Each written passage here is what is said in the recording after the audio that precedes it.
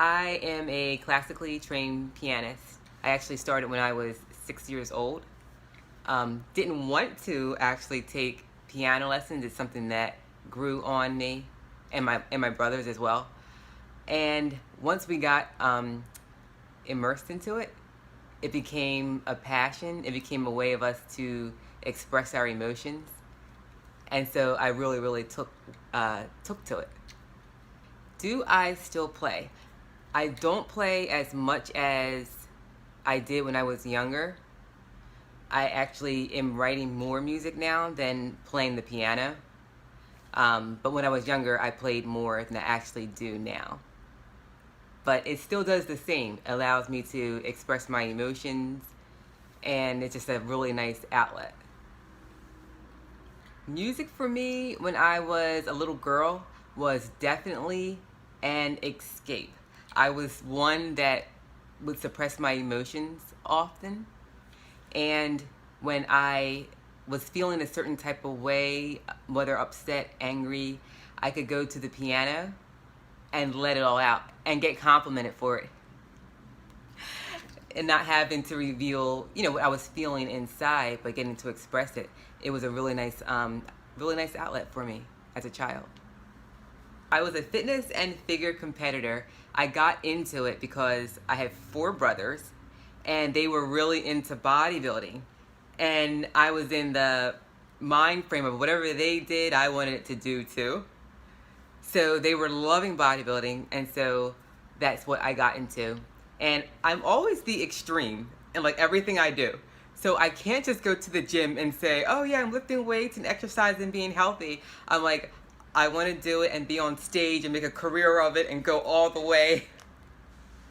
So that's how I began competing. And it was another nice outlet for me. That's when I began realizing how much I actually love the stage, even though I'm an introvert. So that was a weird awakening for me. It's so funny, beginning stages of entrepreneurship, oddly enough, I do feel it all comes back to what I loved doing as a little girl, and that was puzzles. And I remember my mother always saying, you're really good at puzzles.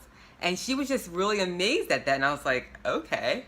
And it's the complexities of putting different parts together and understanding how they work that I always loved. It's a playful aspect. And that, I feel, is the beginning and the foundation of me stepping into the entrepreneurial world. And so I love it. I love building things. I love understanding how to make things work and building a team and how to keep people motivated. So, yeah, here I am. A million things going on. My very first venture into entrepreneurship, I would say, was Girls United, GU. And that was a mobile application that my brothers and I, we always have a tendency to go into business together. And so we would have our board meetings with one another, and we would build things out. That was my first mobile application development project that we began with Girls United. What was the concept of Girls United? So the concept of Girls United, which we actually changed to GU, was we're always looking for a way to uplift people and build this community where people understand and recognize their inner strength, their inner power.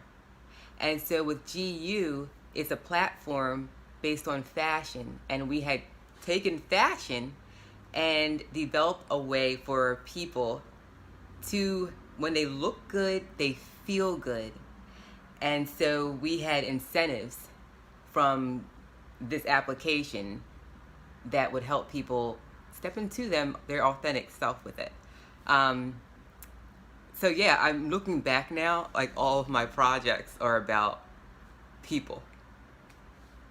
And for So Aerial Beauty gave birth during a time where I was coming out of a relationship. And Aerial Beauty gave birth because I am into fashion. I love it. I wanted something simple because GU was very, very complex, a lot of moving parts. And so we placed it to the side, but it didn't stop my drive from building a business. So with Ariel Beauty, it was a lot easier to focus on one product, which is lashes, but I still wanted that part where it uplifted people. And I was like, how can you do that with lashes? So we ended up donating a percentage of proceeds to anyone who purchases the lashes. And so it goes to women that were abused, they're survivors of abuse. So the lashes automatically include a donation to survivors of abuse. Ariel Beauty is a fusion of all beauty products. Our luxury, what would you say? I'm going to pause, I'm going to cut this, but right now, the initial product that we're focusing on are luxury mink lashes. We're also pulling into the picture what I call Go Girl Glow. And it's a fusion of beauty and health products for weight loss, for vitamins, just things to give you that glow. And so it's just a platform that we can blend different products in for women. So I'm a co-host with my brother, Mike Money Muscle, on a podcast called Inner Cosmetics. It is so funny how that project began. So my son, he had this school project, and he was home, during the pandemic. And he said, Mommy, I have to interview someone that's older than me. And I said, okay, just call your uncle. And I called my brother to see if he could have my son interview him. That interview never happened. Instead, we went off on a tangent and birthed Inner Cosmetics. So the project never happened. Sorry, teacher. But Inner Cosmetics did. And so that's how that started. And it's a platform where we are showing and talking to people every Tuesday and Friday about, your inner work, your inner power, how to step into it and live the life of your dreams. I am a mom first, and I absolutely love it. The little ones, I'm learning so much through them. They are my rock. It's funny because I feel with children, we sometimes, I don't know if it's even ego, but I'm breaking barriers within myself, thinking that I am the one to teach them because I'm a mother. But I'm willing to step away from that and understand that they are here to teach me too. And I became aware of that because I've seen it in my own family dynamics with my father. Even though our relationship wasn't always the best initially, it's the most beautiful relationship I've ever had with my father now. And I learned that because, and now with my own children, I'm having patience with myself and stepping away from that ego, because if my father can learn from me, because I had no hate towards him, I met him with love, and here we are at the most beautiful place, and I'm learning the man that I've never known since I was a little girl. And it's beautiful.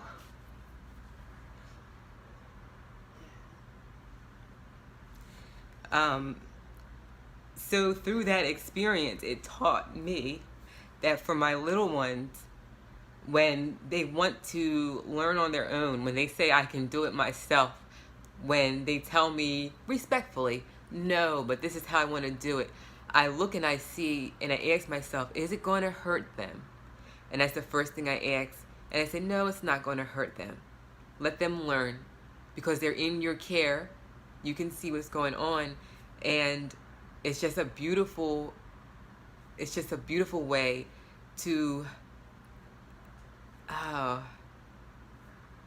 recognize that age isn't a factor when it comes to learning from one another. And so that's the experience, and they play a huge part in my life. The children do. They certainly do. Very good. Okay, so this song, it stemmed from being in an emotionally abusive relationship. A lot of the elements, all the elements actually in the song are a depiction of a real love story. And so it was a nice way to get my emotions across, to share truly the highs and lows of being with someone that is going through mental, can I say that? So it all came back to, I met him literally through sliding doors. And I've known him for 10 years, but I've never known that the mental health issues that he had at the time. And so he was hesitant to even, be in a relationship because he was aware of some of the mental health issues that he had. And to me, it's a beautiful story because he brought so much out in myself. And I say that because when we met, I was just discovering my ability to carry a tune. So even when I was a kid, I had stopped singing because of some things as a child that were not as positive that were stated about my ability to sing. So I always thought I couldn't sing. And as I stepped into that curiosity, because I was just at a place where I was exploring myself, even as an adult, it took years, but I have been taking steps into it, singing being one of them.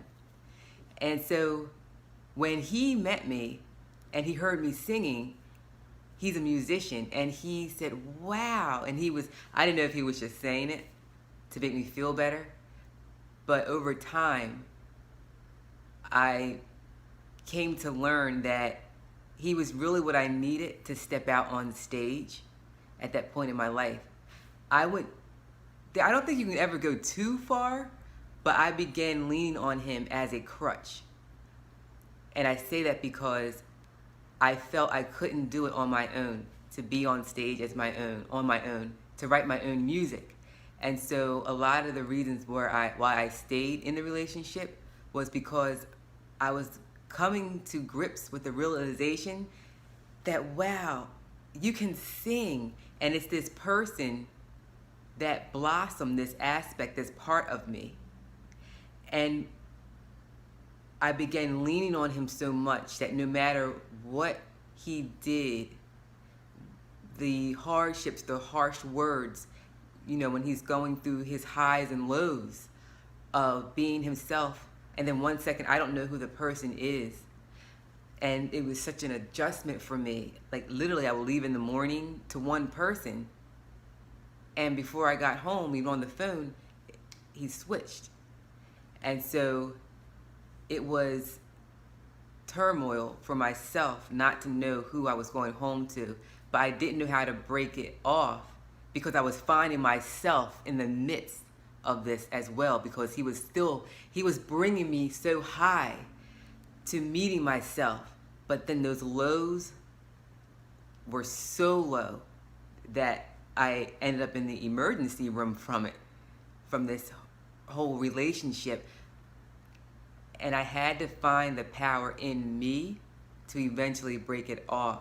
But this entire song was written about when he and I would have a distance that I needed to find myself and get strong again.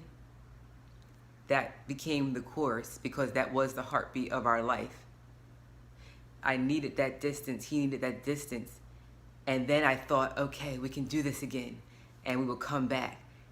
And that's why the song came to be. It's high and low, distance will show if it's worth fighting for. And literally, it's the story of my life. And so that's why I wrote it, just to express what I was going through at that moment with someone with mental health issues. So he is a musician. He writes beautiful music, and he would take the Logic Pro is the one of the programs that we would use. So he would set up all of the music in the background, all the pianos, the instruments, the jazz instruments, the trumpets. He could get in there and do all those intricate details to the song. And once he laid it all out, then we would get into the studio, our homemade studio, and I would sing on the track. And so it was a really fun project that we created so much beautiful music together. And yeah, it was just so much beauty in the music. The beauty that can shine through when he was out of that phase of not being who he really was. I feel he was a genius. It's just another aspect that would take over at times. But when music was his outlet, it truly was his outlet. And that was his way of coping. If he could get away for a little bit and just have his headphones on and be in the music, the most beautiful person. So that was, I would say, more towards the end of our relationship. We got through, that was actually our last project. One of our biggest projects, I'll say, that we actually did.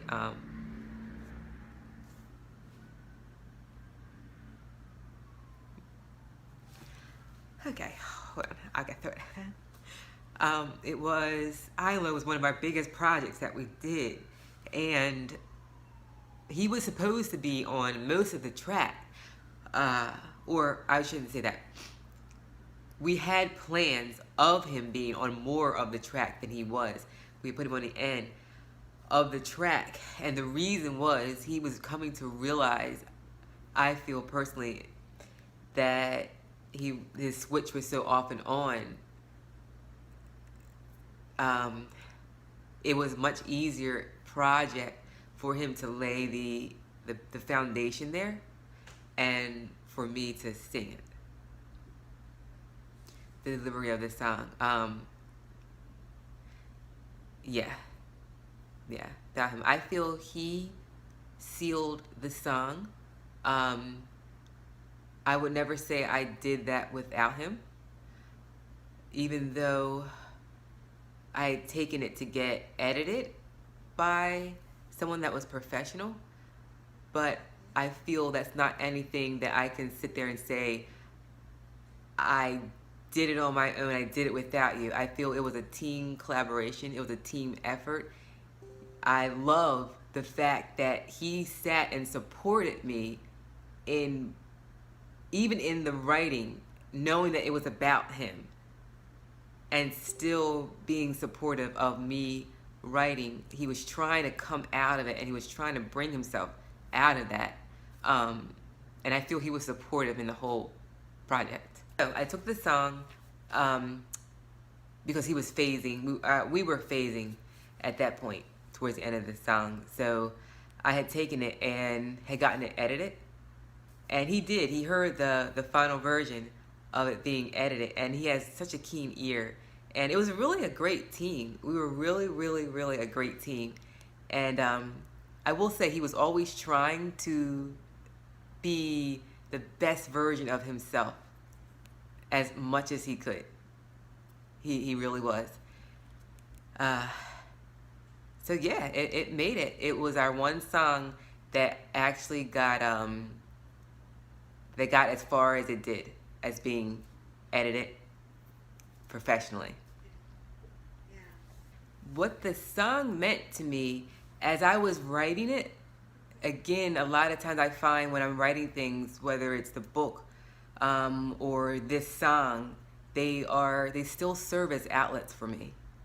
And High and Low definitely served as an outlet. It's one thing to keep it all inside, but there's this reality that you meet of what you're actually in when you begin journaling, when you begin writing things down. it becomes more real.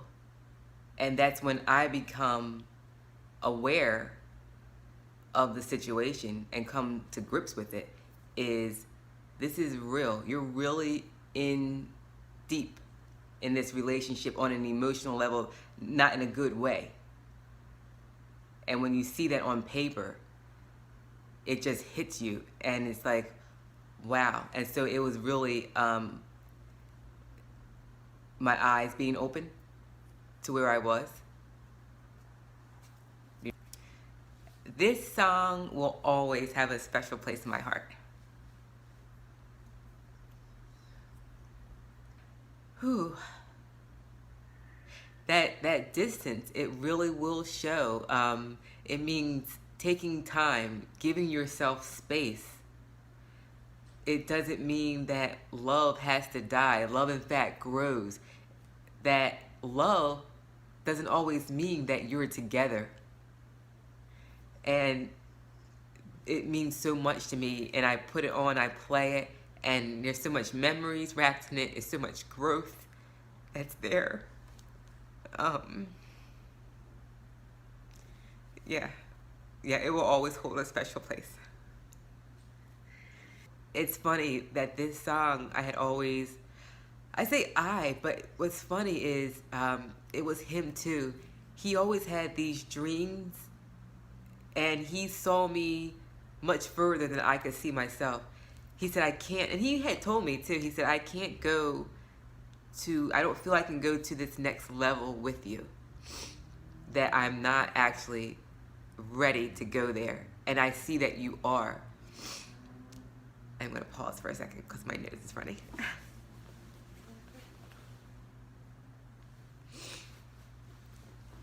So what I really loved about him is his ability to foresee, his outspokenness, his frankness, his transparency.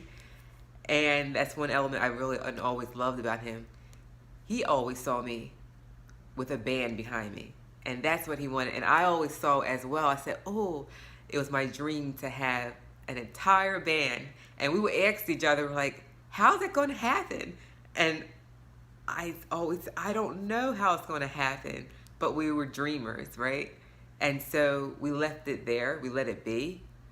But that was our biggest dream for this song, to actually have a live band. And we always said one day, but he always said not with him.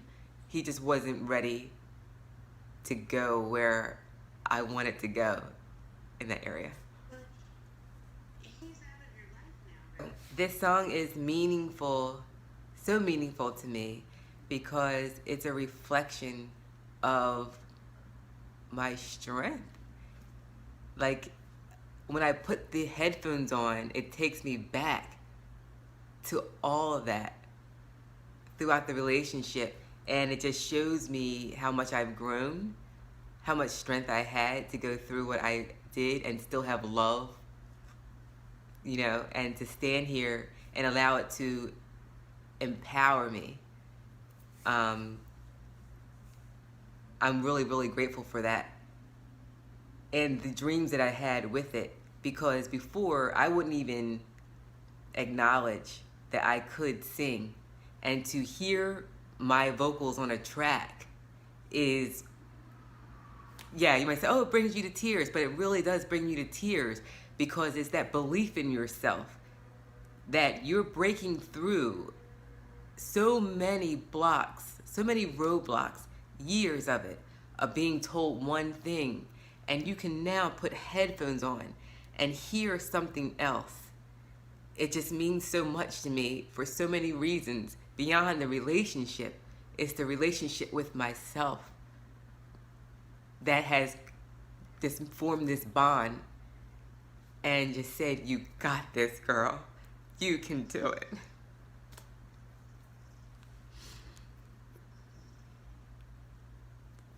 So it's actually a journey. My journey to the mic is what this is. It's truly my journey to the mic.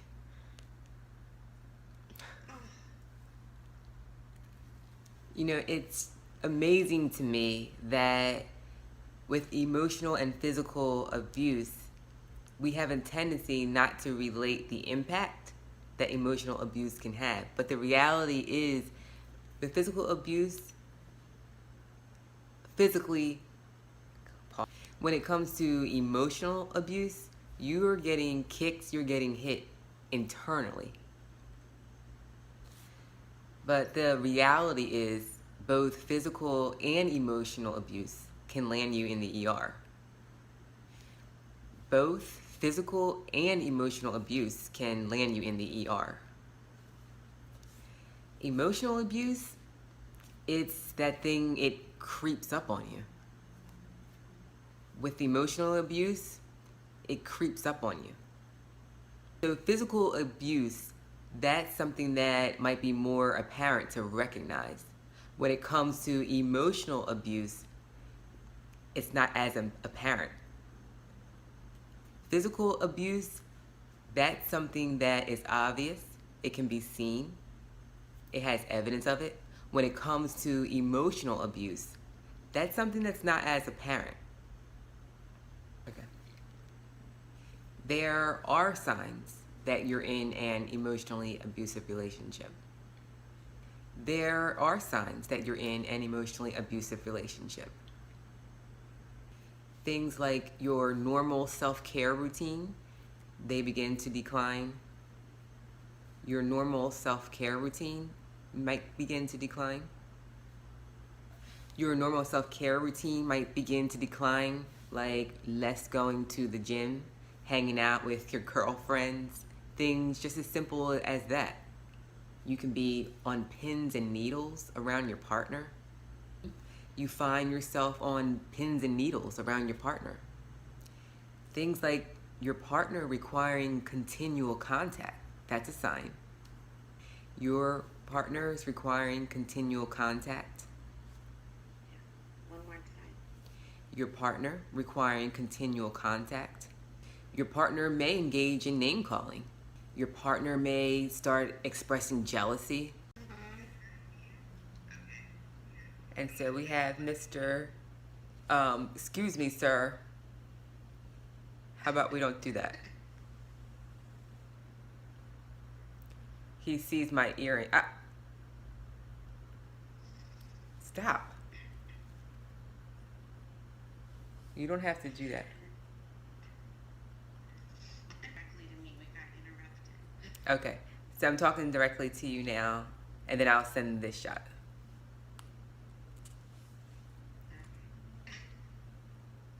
Hi, I'm Elbanae, and I'm author of the book, They Made Me Do It. I'm the author of the book, They Made Me Do It. I'm Elbanae, and I'm the author of the book, They Made Me Do It. Opening up creatively can be a part of the healing process. Again? Opening up creatively can be a part of the healing process. It was never meant to be a book. It started as a journal during a period of depression and as a way of healing. It started as a journal during a period of depression and as a way of healing.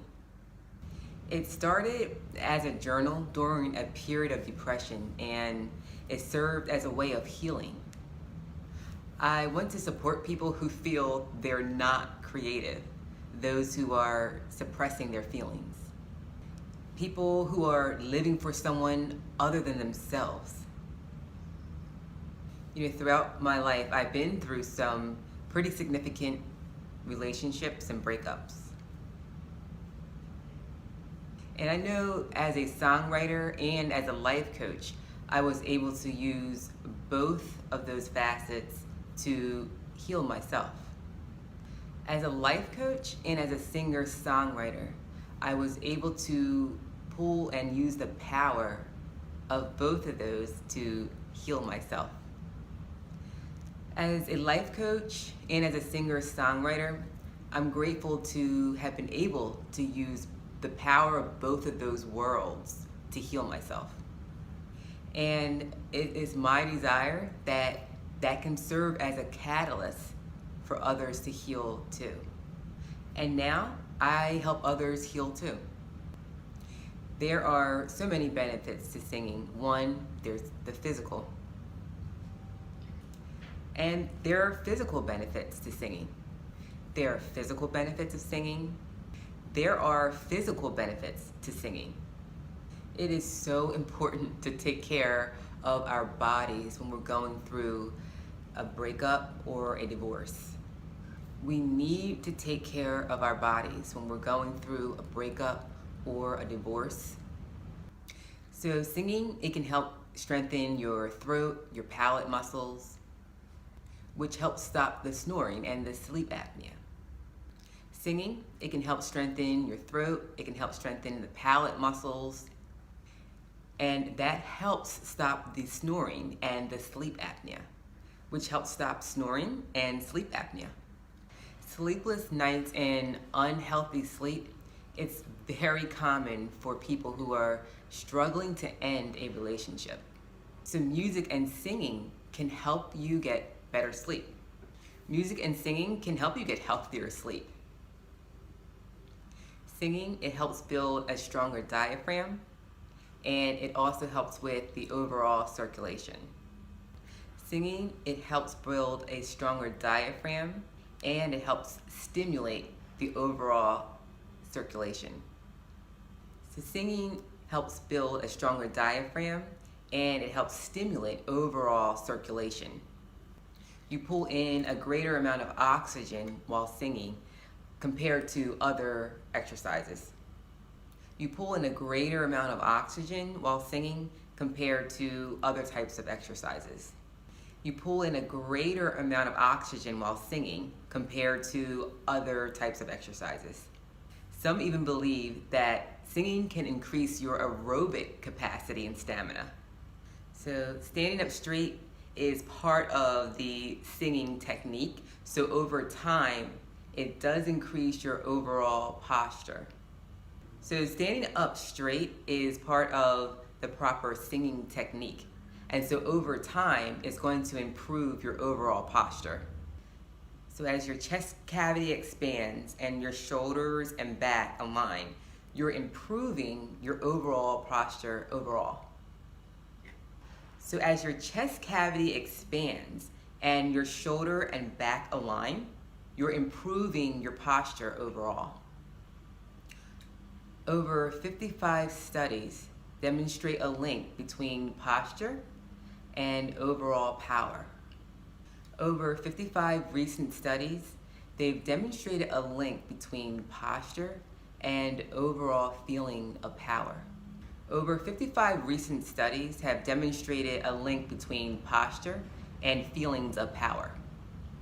Healing from a breakup, it can go from feeling powerless to powerful. Divorce is stressful. 1 hour of singing can strengthen the immune system by reducing the feeling of stress. 1 hour of singing can strengthen the immune system by reducing the feeling of stress. There are emotional benefits to singing. There are emotional benefits to singing. There are emotional benefits to singing. Singing is known to release endorphins. It's that feel-good chemical that makes you feel uplifted and happy. We need as much of that as we can get when dealing with a breakup. And we need as much of that as we can get when dealing with a breakup. Scientists have identified a tiny organ in the ear called the sacculus, which responds to the frequency that's created while singing. The response, it creates an immediate sense of pleasure, regardless of what the singing sounds like. Want to say it again? Yes. The response, it creates an immediate feeling of pleasure. The response, it creates an immediate feeling of pleasure, regardless of what the singing sounds like. Singing, it can simply take your mind off the day's trouble and boost your mood. Singing, it can take your mind off the day's trouble and boost your mood. Singing, it can take your mind off the day's struggles and boost your mood. Singing, it can take your mind off the day's struggle and it can boost your mood. Okay. Singing, it can take your mind off the day's struggle and it can boost your mood. One last time. Singing can take your mind off the day's struggle and it can boost your mood. Music in any form is relaxing. Music in any form is relaxing. Music in any form is relaxing. Singing releases stored muscle tension and it decreases the level of stress hormone called cortisol in your bloodstream. Singing releases stored muscle tension and it decreases the levels of a stress hormone called cortisol in your bloodstream. Singing releases stored muscle tension and it decreases the level of a stress hormone called cortisol in your bloodstream. Singing releases stored muscle tension and it decreases the level of a stress hormone called cortisol in your bloodstream. Singing is a natural antidepressant. Singing is a natural antidepressant. Singing is a natural antidepressant. Singing has social benefits. Singing boosts your confidence. Singing is a natural antidepressant. It has social benefits and it boosts your confidence. Singing has social benefits. Singing has social benefits. One of the unexpected health benefits of singing is that it can improve your social life. Whether you're in a choir or you enjoy singing karaoke with your friends, one of the unexpected benefits of singing is that it can improve your social life. The bond that's formed with singing can be profound since there's a level of intimacy that's involved. The bonds you form singing with others can be profound since there's a level of intimacy that's involved. When we're going through a divorce or a breakup, we need a sense of community to get us through. Singing boosts your confidence. Stage fright, that is such a common feeling for most people. So, however, there are steps to boosting your self-confidence that can be achieved by performing in front of your friends and your family. In time, you may find it a bit easier to now perform different material in front of a large number of people. In time, you may find it easier to present any type of material in front of a larger group. In time, you may find it easier to present any type of material in front of a larger group. Music and neuroplasticity is a growing area of research. So music and neuroplasticity of the brain, that's a growing area of research. So the studies are showing what a positive impact that music has on our brains. The studies are showing what a positive effect that making music and singing are having on our brains. Neuroplasticity is the brain's ability to change. Neuroplasticity is the brain's ability to change. Playing, practicing music, and singing, they can make steady changes to our brain that are long-lasting. So playing, practicing music, singing, those are all elements that make changes to our brain that are long-lasting. Playing, practicing music, singing, these are three elements that actually change our brain and have effects that are long-lasting. Playing, practicing music, singing, those are beautiful fusions of things that can actually change our brain and have long-lasting effects. So there are 4 different levels of awareness to healing after a breakup. There are 4 different levels to awareness to healing after a breakup.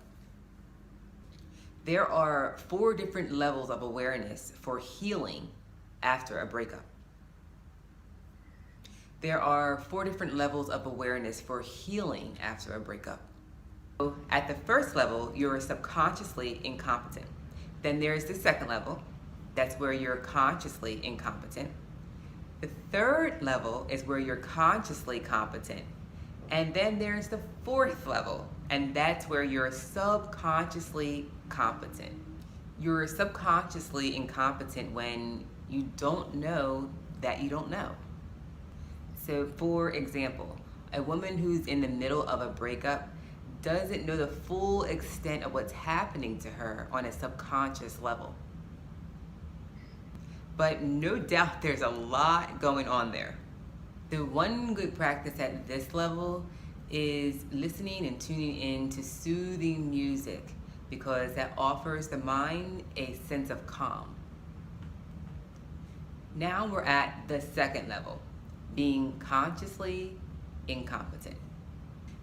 Now the woman is aware of what she didn't know. Now, this doesn't mean that she takes action. Now, this doesn't mean that she takes action. She just recognizes a pattern. For example, she begins to recognize that she repeatedly accepted behaviors from her partner that weren't healthy for her. For example, she might begin to realize she repeatedly accepted behaviors from her partner that were not healthy for her. And then comes the third level, being consciously competent. And then comes the third level, being consciously competent. And then comes the third level, being consciously competent. And it's at this level that she makes a shift for herself and intentionally steps into a space that offers more self-love. And it's at this place where she makes a shift and intentionally steps into a place that offers more self-love. And it's at this phase where she makes a shift and she begins to intentionally step into a space that offers more self-love. Now she's ready to leave the relationship. Now she's ready to leave the relationship. And now she's ready to leave the relationship. So although the shift was made, this is a very vulnerable stage of the transition. So it's extremely vital that she pay attention to avoid slipping back into relationships that have a similar pattern. And this isn't just romantic relationships. This can span across friendships, and this doesn't necessarily mean romantic relationships.